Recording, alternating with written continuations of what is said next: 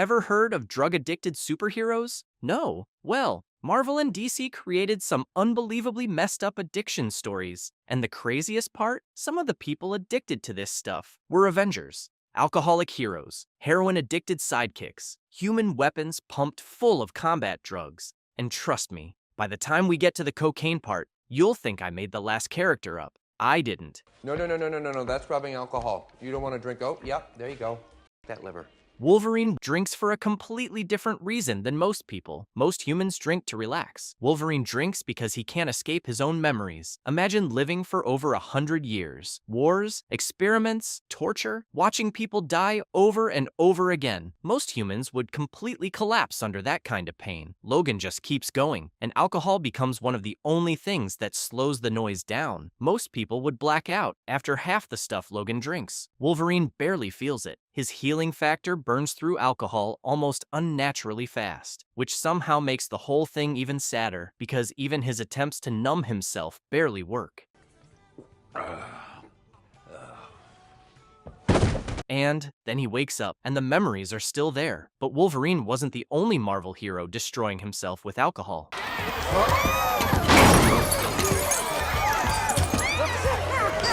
Tony Stark. Tony Stark is one of the smartest humans in Marvel. Billionaire, inventor, Avenger, and underneath all of that, he's a disaster. The legendary demon in a bottle storyline didn't show Tony fighting some cosmic threat. It showed him losing control of his own life. Drinking during meetings, drinking during missions, drinking because he couldn't handle pressure anymore. And what made the story hit so hard was the fact that Tony keeps trying to convince himself he's still in control. That's the scary part about addiction. Most addicts don't wake up one day and say, I'm addicted. They slowly normalize it, and Tony did exactly that until everything around him started collapsing. And the worst part? Even Iron Man's armor couldn't protect him from himself. But Tony Stark still wasn't the most broken alcoholic in comics.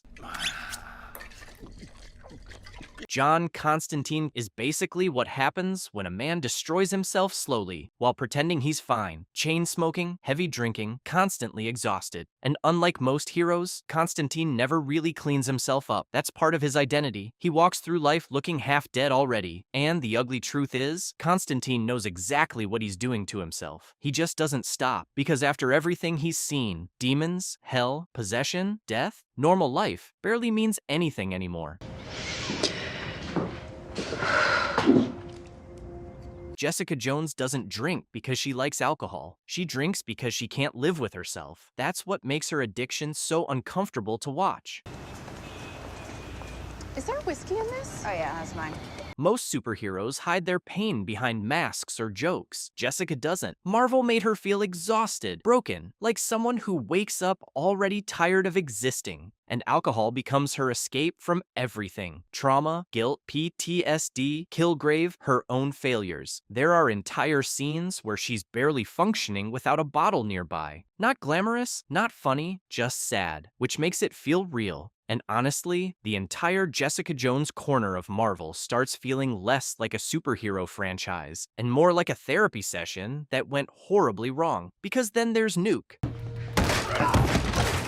Nuke and Trish Walker. Nuke was never really a person anymore. He was a military experiment, a human weapon controlled through combat drugs. Different pills triggered different emotional states. One color calmed him down, another made him aggressive, another pushed him into full combat mode. The drugs didn't just enhance him, they shattered him. And that's what makes Trish Walker's story so disturbing, because she saw what these enhancers could do and still wanted them. Jessica Jones already had powers. Jessica survived things Trish couldn't. And over time, that jealousy slowly turned into obsession. So when Trish got access to enhancer drugs connected to people like Nuke, she took them. At first it felt empowering. Sharper senses, better reflexes, more control, but just like Nuke, the deeper she went, the less stable she became. And that's what makes both stories so dark. Neither of them were chasing drugs, they were chasing power, and the chemicals destroyed them anyway. At this point, the Jessica Jones universe honestly starts feeling less like Marvel and more like a very expensive intervention meeting.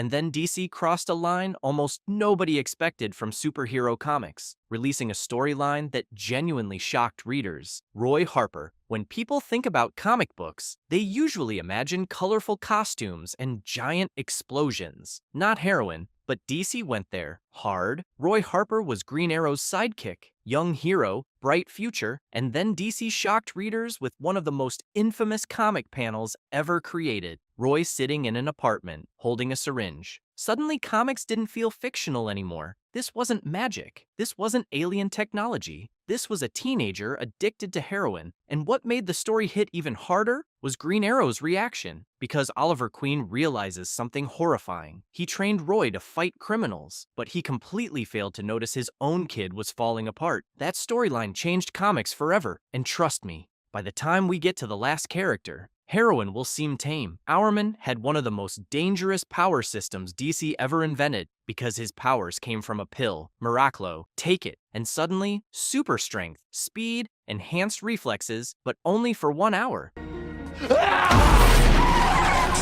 Which is exactly what made it terrifying, because the second the effect wore off, he needed more. The entire concept feels less like a superhero origin and more like chemical dependency, especially in later comics where Miraclo starts destroying both his body and mind. And the worst part, Hourman keeps taking it anyway, because once someone experiences power like that, normal life starts feeling weak. But comics eventually found an even crazier way to combine addiction with power. I will allow you the pleasure of throwing the mask from Batman's decimated face. Bane isn't just strong, he's chemically enhanced through a drug called Venom, and DC never portrayed it like some harmless boost. Venom is brutal. It pumps directly into his body through tubes and injectors, turning him into a monster. Bigger muscles, more aggression, more power, but also dependency. Without Venom, Bane weakens. And in multiple storylines, DC shows him struggling with withdrawal and dependency like an actual addict. That's what makes him fascinating.